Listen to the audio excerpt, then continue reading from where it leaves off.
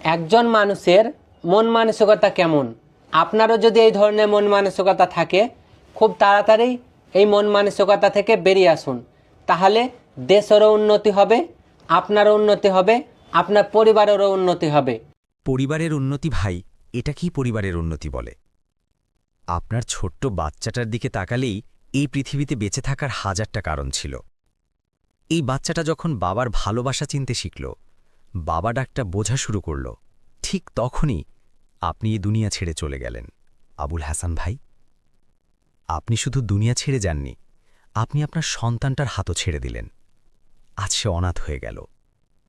আবুল হাসান ভাই, মানুষের সঙ্গে সব সংযোগ ছিন্ন করে এভাবে চলে যাওয়া কোনো সমাধান হতে পারে না।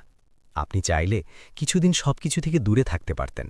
নির্দুনিয়া, ফেসবুক সব ছেড়ে চুপচাপ কোথাও গিয়ে নিজেকে সময় দিতে পারতেন। যখন মানুষ ভুলটা বুঝত, তখন আবার ফিরতে পারতেন, আবার ফেসবুকে আসতে পারতেন। কিন্তু এভাবে চলে যাওয়া, এটা কোনো সমাধান ছিল না ভাই। তারপরও আজ আমরা সবাই একটাই অনুরোধ করব, আবুল হাসান ভাইয়ের জন্য সবাই দোয়া করবেন। তিনি ছিলেন খুব সাদাসিধে মনের মানুষ, খুব ভালো মানুষ।